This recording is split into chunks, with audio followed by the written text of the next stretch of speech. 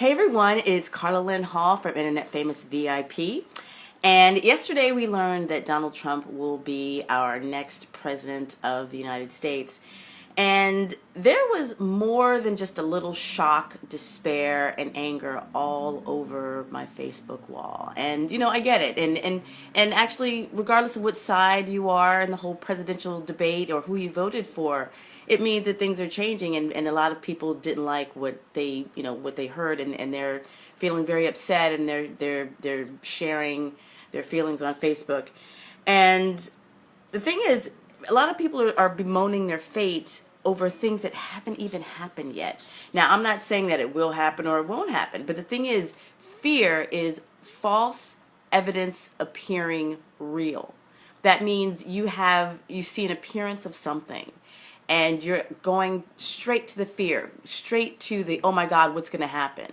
And for me, I just cannot participate in that kind of behavior. As a black woman, I know that my people have been through so much more awful things that have happened. And these awful things haven't even happened yet. But I will say, this is the moment to pay attention to the change that is going on around you right now. So, and I kind of feel that buying into that kind of fear is a luxury that I cannot afford. And hopefully you will think the same thing. Now, instead, what I did was I stayed off of Facebook yesterday, and I tuned in with my spiritual and my money mindset mentors to see what they were talking about, because I could stay and listen to the fear and the hate mongering and all of that, or I could tap into something that was going to help me. So what I ended up doing was for one thing, I studied a biography by, there is the first African-American woman millionaire was a woman by the name of Madam C.J. Walker. And she created hair products for black women and she made a multi-million-dollar business from it. And I started with her because she created an economy outside of the norm, and I used that as a place to start, to show myself examples of people that made success and businesses and did lots of great things outside the normal economy, because I didn't want to see what everyone else is doing when everyone is saying the sky is falling. I want to see examples of people who went above and beyond appearances, because that's what we're going to have to do right now. But first, I'm here today to give you a heads up, and the heads up is your cheese is moving. I'll repeat that. Your cheese is moving. Now, I'm an OG. I've been around for a long time, and if anyone remembers those old corporate books, I think around the 80s, they were like these. There was a trend of business magazines, business books, corporate management books that they were using. They were trying to teach big concepts, but through parable, meaning by story. Just like Jesus told, he taught morals and stories. He didn't say, don't do this. He would tell you a story that kind of exemplified the point he was trying to make. So in the 80s or 90s or whenever these books were, they had like this book called Who Moved My Cheese? By the same people who created 1 Minute Manager, if you remember any of that.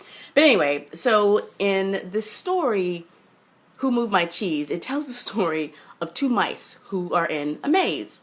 You get that. And every day, these mice would get fed. The food would be brought to them, same time every day, same place every day, and it was very easy for them. Life was easy. The food showed up, they ate, it was good. Until one day. One day, the cheese wasn't there. The cheese wasn't there. And the people, the two mice were like, who moved my cheese? What happened to my cheese? I don't understand. I'm so upset that the cheese is moved. And they went on. But one of the mice, he said, you know what? Screw that. I'm going to go find me some cheese. You coming? He said to the other mouse. And I was like, no, I'm going to wait here. They're going to bring me that cheese. And I'm going to be right here waiting for that cheese. So that mouse stayed and waited for the cheese to come. And the other mouse went and looked for it. Now, the mouse that was waiting just sat there and waited and bemoaned his state of non-cheeseness and was like, oh my God, where's my cheese? Where is it? Where is it? I'm so upset that my cheese is gone. But he never moved. He stayed in one place and waited for the cheese to come. The other mouse, he did all kind of other things. He went to different places. He tried at different times. Eventually, he found the cheese. He had to look for it. He had to work for it, but he found the cheese. Now, the difference between these two mice is that the mouse that stayed and waited and bemoaned and bitched about the cheese being gone died of starvation. Now, the other mouse who went and looked for the cheese and found it kept eating, stayed alive. So that's basically the point I'm making here. When you see that your cheese is moving, you look for more cheese. You do not stay and you wait. So I'm here to tell you that your cheese is moving. So if you need any kind of sign that things are changing in your life, this is it. This is it. I don't even know how to tell you any more than this. So if you think, oh, I'm just going to stay in this one place and expect for things to change or things to get better by just doing the same things I'm doing over and over and over again, it's not going to happen. Because as you know, that's also the definition of insanity. You're going to have to do some things that are different. You're going to have to get out of your comfort zone, and you're going to have to do things differently. That's just the way it's going to work. So the moral of the story is that you have to keep your eye on the cheese and you have to stay flexible in case it moves. So if you haven't figured out, this whole video today is about telling you that your cheese is moving, and you need to do something about that. Because you can spend your time complaining on Facebook or participating in protests about it, but your energy will be better spent mobilizing your internal forces so you can get to where you need to be in your life and in your business. Because those are the things, really, the things that we do for ourselves, those are the only things we really have control over. Now, whether or not you believe that the election is rigged or fixed or any of those things, you don't have control over it now. Now it's done. The bullet has left the chamber. The man is going to be getting ready to build his, to design his new office and do whatever he's going to do. There's nothing we can do about that. But what you can do is take hold of your life, your business, your finances, and make something happen. Because that's really the only way. So while my mission is to help digital entrepreneurs make their first three figures, because like now my thing is like, okay, anyone could do, people talk about creating these 5 and 6 figure launches, but really if you can't get those first 3 figures, that first $100, that's really where you need to focus on. So, but in order to get into that right mindset and to get out of that feeling of fear and anger, I had to go out of my own regular thinking, and I had to go to my mentors who are making those 5 and 6 figure launches to see what they're talking about and where their minds are at. And that was actually that was another good thing that I did, I feel, because the first mentor that I looked at, that I was checking out, she reminded me that only 3% of the world's population make over 6 figures, make over $100,000. Only 3%. So that means if you are intending to make to make money in your life, you want to get that eventual 6 figures or whatever your goal is, that means you're going to have to think and make decisions that are different from 97% of the rest of the population. So the way I see it, the people who were on Facebook yesterday complaining and moaning and bitching and la la la la, those are the 97% of the people who aren't looking ahead. They are staying in this moment. And I understand people are grieving, people are upset. I get that. But it's done. All you can do now is go forward with your life and your business and figure out what are you going to do now. And staying in one place is not the answer. So you have to think differently. You have to think differently from the other people who are not trying to make the money that you want to make. And you can't be complaining. You have to be thinking about, how am I going to change and how am I going to do things differently in the future? So that means right now it's time to plan your next move and not wallow in your fear and your anger. And there's work to be done, and now is the time to do it. Now, another mentor that I listened to before I went to bed last night really blew my mind, because she looked at Donald Trump's presidency as a divine reflection of what is possible. A divine reflection of what is possible. I had to take that in. And what she meant was, she felt that for many people, they believe that Donald Trump isn't experienced, he isn't capable, he isn't smart, he doesn't know what he's talking about, but he still won. And the point she was making was that you do not need to feel afraid or unprepared or ill-equipped, because you can do all of those things and still succeed.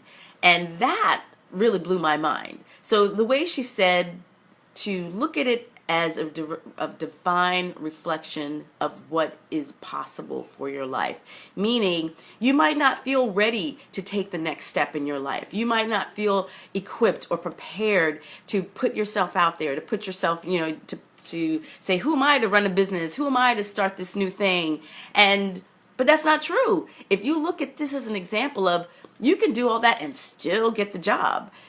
That's another way of thinking. It's a total shift in my mind. And I had to go to sleep on that one, because I had to wrap my head around it. But when I woke up this morning, I felt inspired and fired up, and I really wanted to share this message today.